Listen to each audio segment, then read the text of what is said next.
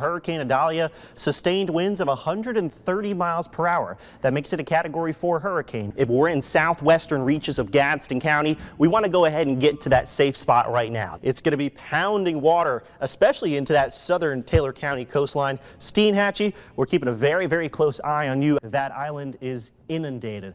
That is why evacuation orders were put in place. If you've been in this area for a while, one thing you do know is that the impacts from a tropical storm or a hurricane are felt outside of the forecast cone. A very active weather pattern today, and the reason why is because of this thing right here. It's called a stationary front, and what it's doing, it's sitting right on top of our area, providing lots of energy for shower and thunderstorm development. There's just a lot to digest. It's a lot coming at us very quickly, so let's just slow down. We'll take a second. Let's just talk everything through. When I say broad rotation, I mean it's a big old thunderstorm, just kind of rotating around.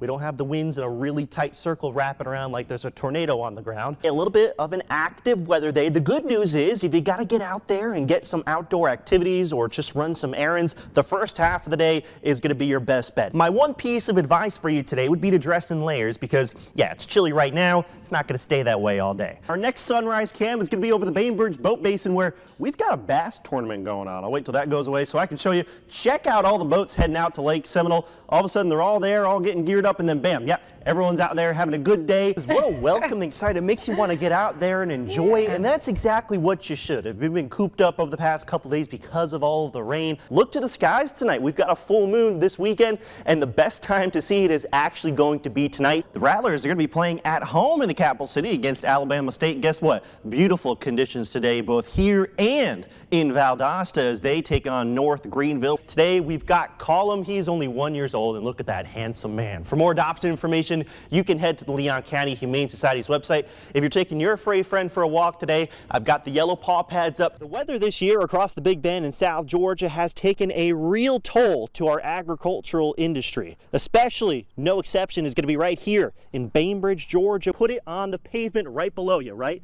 Hold it there for about, I'd say, 5 to 7 seconds. And if it's too hot for you to hold it there for that long, that means it is way too hot to walk your furry friends on there as well. Happy Tuesday morning, everyone. In honor of SWAC Media Day today, of course, our sunrise cam, it's going to be over the campus of FABJ. The sun comes up, and unfortunately, it doesn't reveal a whole lot of sunshine over the capital city this morning. We're seeing a good mix of sun and clouds around our area today. Right now, we're at 70 in Thomasville, 73 for Tallahassee, and 74 in Valdosta. So starting off in the low to mid 70s. Our winds this morning are pretty calm. They're going to pick up only slightly this afternoon. You notice a breeze mainly out of the southwest around 5 to 10 miles an hour. But because the winds are so calm right now, we're seeing a couple areas of fog developing, especially in and around that I-75 corridor near Live Oak. A little bit spills out into Perry, a little bit into Moultrie and Valdosta as well, maybe to Blakely and Bainbridge. Other than that, things are looking good to go for that Tuesday morning commute. We look to that satellite and radar picture. Yeah, there's definitely some upper level cloud cover we're dealing with, but no rain to talk about so far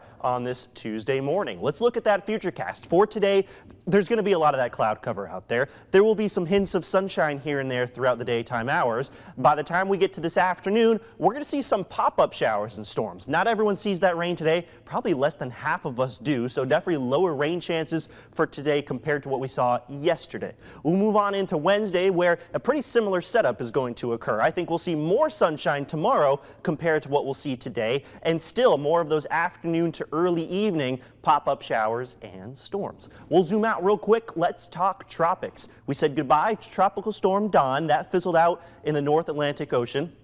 Now we've got these two areas of interest. Right now, they're not tropical. They don't have names or anything like that. They're just areas of low pressure that have disorganized showers and thunderstorms. This one down to the south, we've been keeping an eye on over the past couple days. It's got a very, very low chance of developing into a tropical system over the next 7 days as it continues to track into the eastern Caribbean Sea. So good news there. A little bit further off to the north, this new area of low pressure still has a very low chance of developing into anything tropical, and it's going to continue to move closer to the southeast coast of the United States, but for now it's just looking like a rainmaker. So good news from the tropics. As a little bit closer to home, heading out on the water today, our winds will be out of the west around 5 to 10 knots, and our seas today running around 2 feet. We've got that moderate to high rip current risk. If you plan on getting into the water today, please keep that in mind. You always want to swim parallel to the shoreline if you ever get caught in those rip currents. And that brings us into our 7-day forecast. Today and tomorrow, the rain chances, they're really not that high. Just a few showers here and there around our area.